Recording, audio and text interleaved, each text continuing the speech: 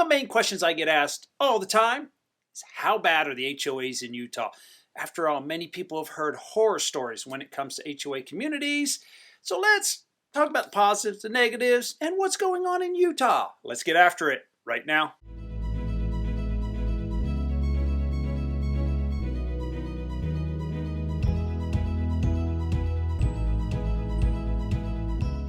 And welcome to the Living in Utah channel. I'm Mike Gallagher, a local real estate agent.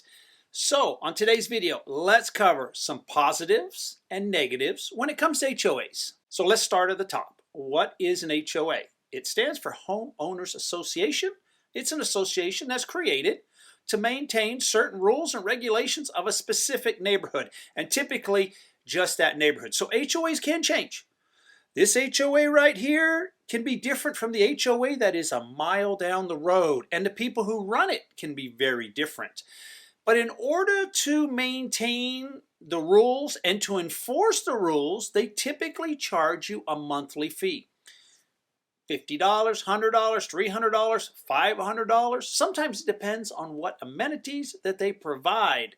But as a little joke, they are charging you a fee to manage you. And HOAs are not created equal. Some have very minimal standards, fairly loose, really easygoing. Others can be extremely strict.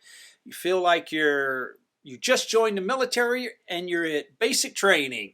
If the grass is too tall, you'll receive a notice.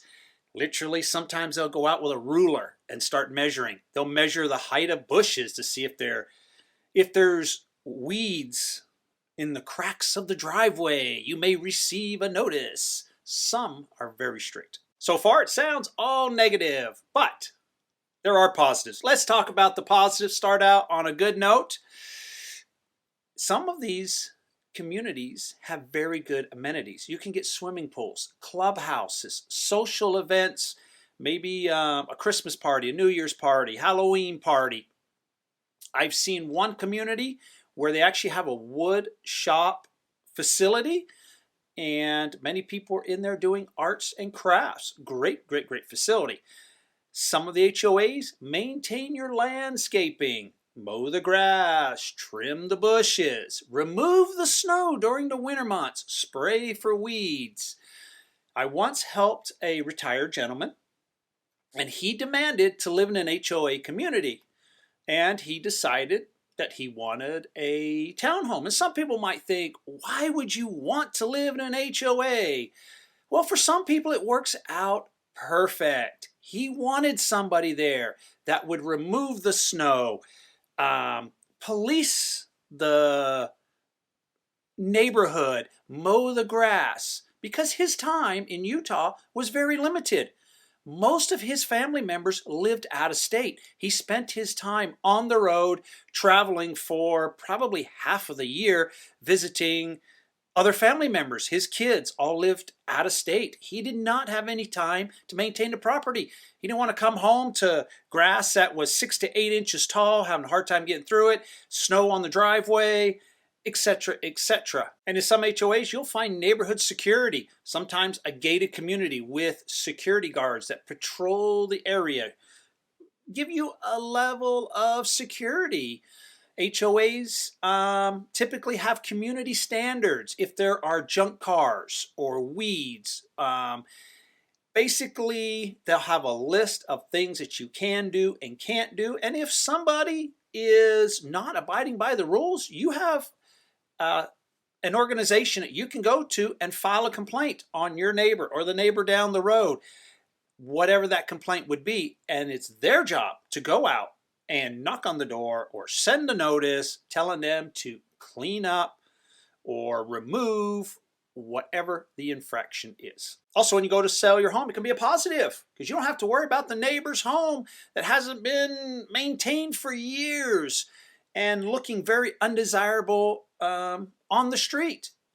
There's no worse feeling as a real estate agent when you pull up to a nice home but the neighbor's home is just junk. The first question that people ask is about the neighbor's home, not the home that they've come to visit. They'll ask questions about the neighbor's home. It's tough to sell a home when the other homes in the neighborhood are undesirable. How about some negatives if you're not part of an HOA community? Well, you can have neighbors that don't maintain their yards. Weeds grow, bushes grow, fences falling down, they leave junk cars on the driveway. They park where they're not supposed to park, maybe actually on the grass. I've seen people's cars just right on the yard. Trash in the yard, you see that all the time. Sometimes these items can devalue your property. It's really hard to sell a home that's located next to someone who hasn't maintained their property. Curb appeal. Curb appeal is very important when you're trying to sell a home. And that junky home, the home that's not maintained, will stand out on that particular street. There's also negatives to an HOA. You know, we talked about positives and we talked about if you're not in an HOA, but what if you're in an HOA?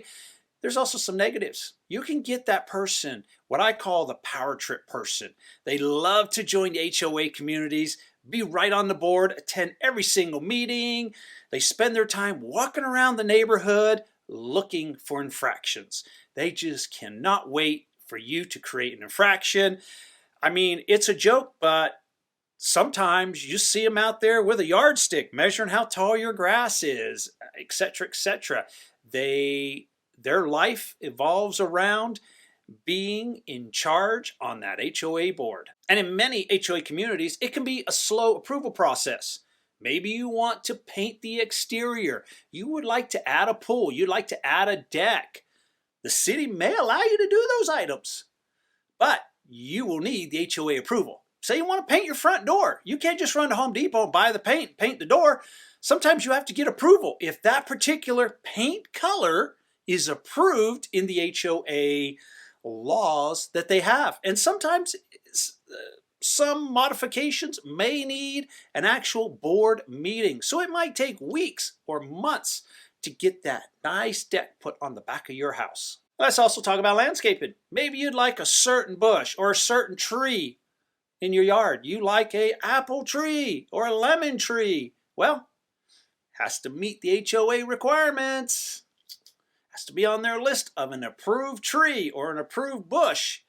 So make sure that it's on the list. Also, another negative. I call this dollar signs. Seems like the HOA fees just keep going up and going up and going up. I mean, your house payment is X amount of dollars, but your property taxes go up, your insurance goes up, your HOA fees go up. Also, there's a thing called an HOA transfer fee. In some communities, to transfer, you sell the home. In order to transfer that HOA to another individual, there's a fee. For something as simple as going in a computer system and putting new owner, John Abbott Bishop. Same address, but they will charge you a fee to transfer over the HOA. And last on my list on negatives, micromanaging. No explanation needed. They are going to micromanage you and your property. Well, how about in Utah? How are the HOAs in Utah?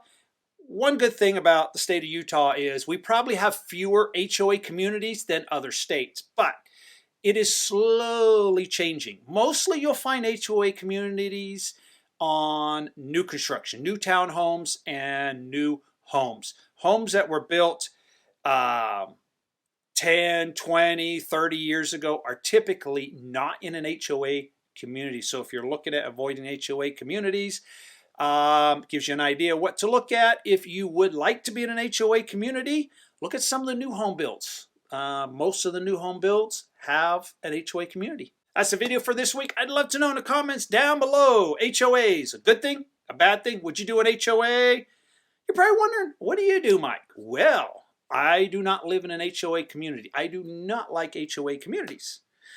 But I'm not being 100% accurate because I do have a vacation property and that is in an HOA community and I wanted an HOA community. I'm not there to mow the grass, remove the snow.